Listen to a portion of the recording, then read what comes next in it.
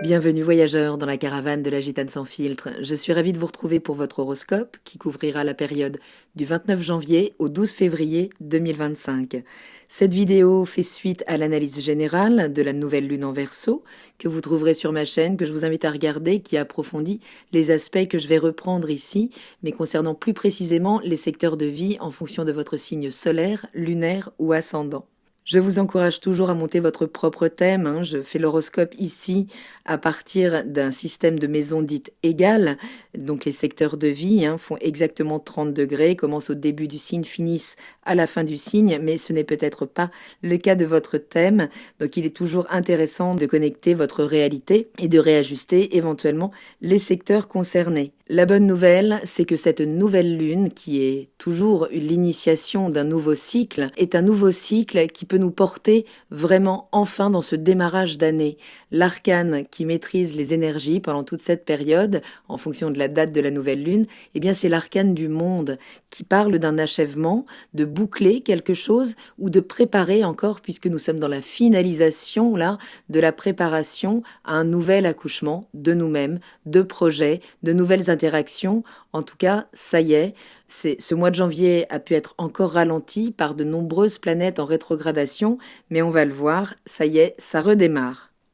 Si vous êtes Capricorne, ascendant Capricorne, ou si vous avez la lune dans le signe du Capricorne, la nouvelle lune en Verseau du 29 janvier illumine votre maison 2, secteur des finances, des valeurs, des biens, des possessions, de votre sécurité matérielle. Ce cycle, il vous invite à poser des intentions claires pour revoir la gestion de vos ressources ou de vos compétences, puisqu'on parle de ressources matérielles, mais personnelles également. Donc tout ce que vous semerez dans ce domaine trouvera son apogée lors de la pleine lune en Lion, dans votre secteur 8, le 12 février, et là vous serez invité à explorer vos attachements émotionnels, vos engagements financiers et les transformations profondes nécessaires à votre évolution.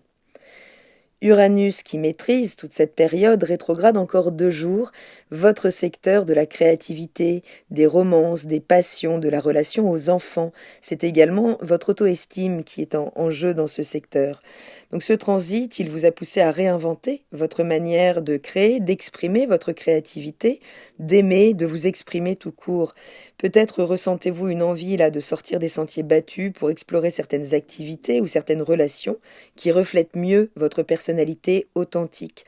Uranus vous encourage à embrasser des formes d'expression plus libres et à apporter une dose d'originalité dans vos projets et vos loisirs. Peut-être juste à prendre une certaine distance, un peu plus de hauteur dans le cadre de vos relations romantiques ou dans la relation à vos enfants. Cette nouvelle lune est en aspect très harmonieux à Jupiter qui finit sa rétrogradation en Gémeaux dans votre secteur 6, secteur de votre quotidien, de vos habitudes, qui peuvent être en pleine révision. Jupiter rétrograde dans ce secteur vous a invité à repenser certaines interactions avec vos collègues ou juste dans votre capacité à organiser votre quotidien, peut-être à revoir votre approche de la santé, du soin que vous portez à votre santé ou du soin que vous portez aux autres. Ce trigone avec la nouvelle lune, il vient amplifier l'opportunité d'aligner vos efforts matériels avec un équilibre de vie plus sain, plus harmonieux, pour pouvoir reprendre plus d'espace dans ce quotidien qui a pu vous déborder un temps. Il y a toujours l'idée avec Jupiter rétrograde de revoir la manière dont on investit son énergie dans ce quotidien pour justement moins s'y éparpiller et gagner en efficacité. Uranus est en aspect harmonieux également, mais assez dynamique avec Neptune. Et Neptune a rejoint donc ce nœud nord qui vient juste de passer en Poisson dans votre secteur 3. Donc vos idées, vos échanges, vos connexions avec votre environnement de proximité, peut-être avec votre fratrie, vos voisins, bénéficient donc de cet aspect harmonieux. Il vous encourage à intégrer plus de créativité, plus d'intuition, plus d'empathie dans votre manière de communiquer ou d'apprendre. Les idées inspirées là peuvent surgir, voire même des eureka. Donc restez à l'écoute de ce qui se passe intérieurement. Vraiment, il peut y avoir des grands moments d'intuition, vraiment des espèces de flagrances qui pourraient déclencher des résolutions dans ce secteur 3. Uranus est également sextile à Mars qui continue de rétrograder l'énergie du Cancer dans votre secteur 7. Secteur des partenariats, des engagements contractuels vous pousse à réévaluer certains de ces engagements, en tout cas vos relations importantes. Ce sextile avec Uranus, il peut être déclencheur, peut-être de tensions, de certaines frustrations qui portent des messages en fait. Tout ce qui ne vous émancipe plus là dans la relation, eh bien, pourrait soit vous demander de trouver de nouvelles approches plus constructives, soit de vous en libérer concrètement. Vénus en Poisson dans votre secteur 3 est également en aspect harmonieux à Mars. Il y a vraiment comme un baume de soulagement là dans toute cette période, après des moments de tension ou de remise en question profonde avec toutes ces rétrogradations. Donc ce trigone, eh bien, il invite l'amour, la douceur, l'empathie dans vos échanges avec les partenaires, qu'ils soient personnels ou professionnels. La communication est favorisée, elle vous invite à vous exprimer avec plus de sincérité, plus d'écoute aussi de l'autre, du message de l'autre. Ce sera le moment idéal pour discuter des sujets importants avec vos partenaires, avec vos proches, pour pouvoir vous y retrouver et faire la place également aux besoins de l'autre. Il y a l'idée là de mettre plus de douceur, moins de rigidité dans vos interactions. Autre aspect notable pendant cette période, c'est la conjonction Pluton, le grand transformateur, et Mercure, donc le communicant du zodiaque, et tout ça dans l'énergie du Verseau dans votre secteur 2. Des révélations, des prises de conscience importantes pourraient émerger concernant vos finances, vos valeurs, votre patrimoine ou votre manière d'investir votre énergie. Cette conjonction, qui peut être assez brutale, surtout dans les échanges, vous pousse à abandonner certaines croyances limitantes sur la sécurité matérielle pour construire une base plus solide, en tout cas mieux alignée avec votre essence. Il peut y avoir également des révélations, là, concernant ces secteurs qui pourraient complètement redistribuer les cartes. Ce ciel va continuer d'évoluer, la Lune va continuer de progresser votre zodiaque jusqu'à l'énergie du Lion où elle formera la pleine Lune du 12.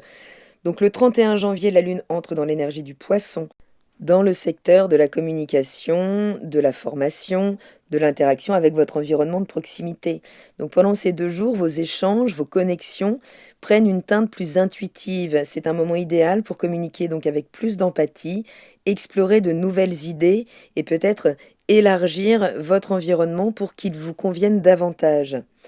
Le 31 janvier, c'est le redémarrage d'Uranus après donc une longue période de rétrogradation. Dans le secteur 5, dans l'énergie du Taureau, eh bien, elle pourrait amener comme une secousse, peut-être même un électrochoc dans ce secteur, dans tout ce qui touche à l'expression de votre créativité, de vos relations romantiques, des plaisirs de vos relations aux enfants. La maison 5, c'est l'éclat personnel, c'est la spontanéité, c'est le jeu, l'amour libre. Uranus en direct ici annonce un réveil qui peut être plus ou moins brutal en fonction de ce que vous aurez su réassouplir. Ça peut être un crush inattendu, une rupture soudaine, un gain qui peut survenir aussi, une révélation sur votre rapport à l'amour ou un projet artistique qui vient exploser vos cadres habituels. Si vous vous reteniez d'être vous-même, eh bien Uranus vient briser les chaînes. Besoin de vibrer autrement, de créer différemment, d'aimer sans contrainte, ça peut être la fin là de relations étouffantes, le rejet de rôles imposés, l'exploration peut-être de nouveaux plaisirs.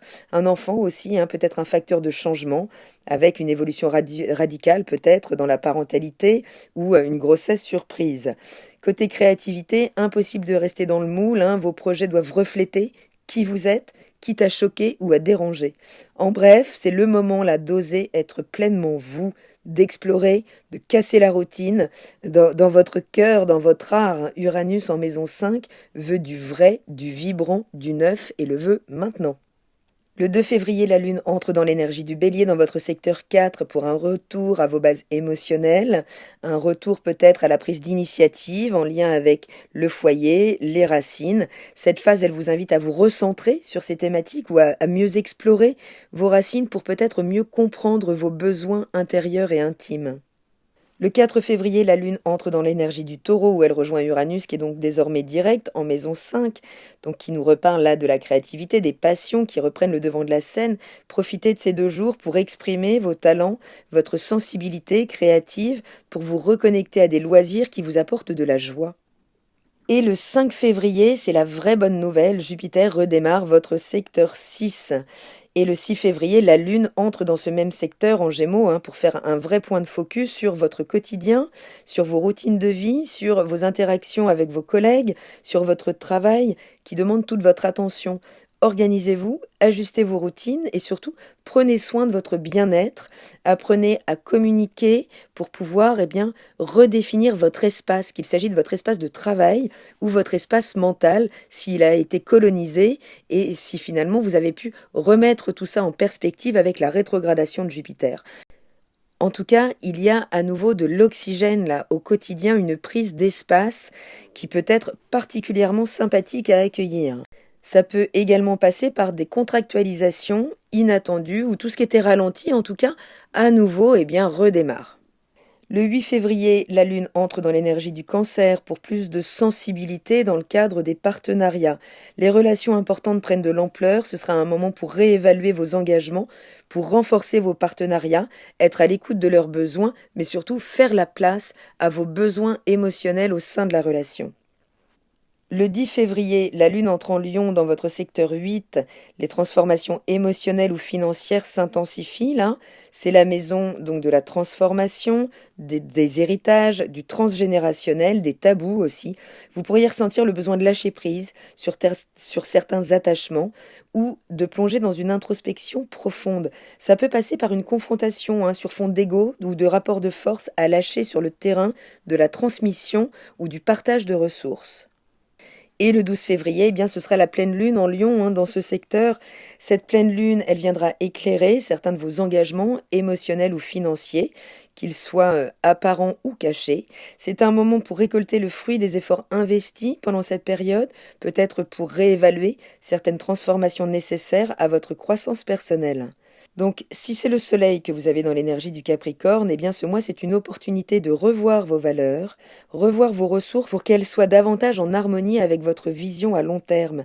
Lâchez les anciens schémas de contrôle pour pouvoir vraiment vous offrir plus de fluidité au quotidien. Si c'est l'ascendant que vous avez dans l'énergie du Capricorne, vos relations et vos ressources partagées, là, les héritages, le transgénérationnel, les tabous, les relations cachées, sont au centre des transformations à aborder. Apprenez à collaborer avec plus de fluidité, peut-être à quitter une part de rigidité, et surtout à lâcher prise sur ce qui ne vous sert plus. Et si c'est la Lune que vous avez dans l'énergie du Capricorne, vos émotions pourront être intensément connectées à vos bases matérielles et émotionnelles pour pouvoir faire le tri de ce qui vous enchaîne et de ce qui vous procure de la liberté. Donnez-vous la permission de ressentir pleinement, même si ça vous demande de sortir de votre zone de contrôle, mais ce sera vraiment le moment là d'entrer en contact avec ce que vos émotions viennent ébranler en termes de sécurité pour vraiment vous libérer là de ce qui vient bloquer tout ce qui peut être fluide en termes de reconnaissance de qui vous êtes et de ce que vous avez à déployer là pour vraiment plus d'autonomie en termes de sécurité matérielle. Donc ce mois, il vous pousse à transformer vos bases, qu'elles soient matérielles ou émotionnelles, pour construire une sécurité plus authentique, plus alignée, plus pérenne. Avancez avec votre sagesse habituelle, mais n'oubliez pas d'y mettre de l'audace, d'intégrer vraiment une touche d'innovation là dans vos habitudes, d'assouplir certains de vos processus pour accueillir le changement qui réellement vous veut du bien. Voilà voyageurs, j'espère avoir un peu éclairci cette période qui annonce un vrai démarrage en 2025. Prenez bien soin de vous, je vous remercie pour votre écoute et je vous dis à très bientôt dans la caravane de la Gitane sans filtre. Salut!